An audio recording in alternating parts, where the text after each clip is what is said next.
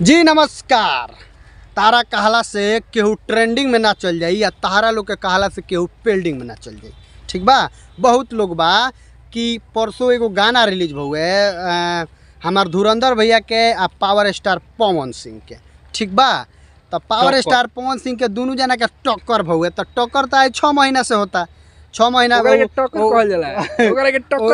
महीना से टक्कर होता है। उठा उठा पटके ले फिर टक्कर फिर से आओ ना, ठीक फिर बा। से देख ले। लेकिन कंपनी जौन बा नु कंपनी जौन गाना रिलीज करली सन ई कंपनी ई सब लड़ावे मतलब एके दिन लॉन्च करे के रीजन ही बा कि पावर स्टार पवन सिंह के संगे लपटिया के तनी कुछ व्यूज भाग जाई। यही से एक दिन लॉन्च कर जाला। काहे कि बीच में कई बेर धुरंधर भैया हमारे बीच में लॉन्च करवा ला है अपन गाना, लेकिन कोनो वो मजा ना आएगा। ठीक बा।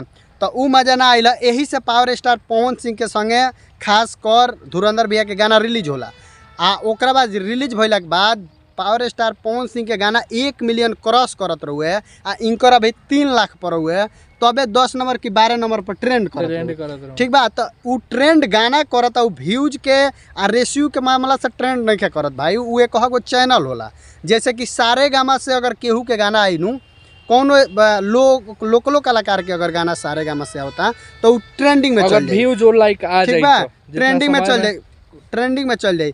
तो ट्रेंडिंग में जब चल जाई तो उ सब चैनल होली सन ओइ पर ऐड प्रमोशन लागेली सन 10-10 गो पूरा रहती का कहल जाला डिजिटल ओइ पर भीड़ल बड़े ओकरा के ढकेले खातिर तो उ सब के भी हुआ। यही पर ज़्यादा दिमाग नहीं लगावे के आई पर ई नहीं कहे के कि केहू ट्रेंडिंग में चल गए केहू पेल्डिंग में चल गए। पावर स्टार पवन सिंह है भाई। ई कह सकता नहीं जे कुछ फैंस नाराज बाड़े। हाँ। नाराज ऐसे बाड़े कि भरत मिलाप भइल बा। तो भरत मिलाप के लेके मतलब अपना स्वाभिमान के ना देखते हुए भी पावर स्टार पवन सिंह देखी एकरा के भरत मिलाप ना कहल जाए। ठीक बा। एकरा के कहल जाए अपने नीचे हो के दूसरा के ऊपर ऊंच वाला। लेकिन एगौरी हमनी के भोजपुरी में कहावत बानू कि दुश्मन के ऊंच पीढ़ा दिया जाला। ठीक बा। ये दुश्मन के ऊंच पीढ़ा दिया जाला। तो पावर स्टार पवन सिंह एक और बात बा धुरंधर भैया दुश्मन ना होन भाई होन। एक और बात खोदे ला तो पावर स्टार बड़ भाई कबो छोट के चाहेला जे ऊपरे रहो, लेकिन बड़ होला। बड़ के मतलब बाप।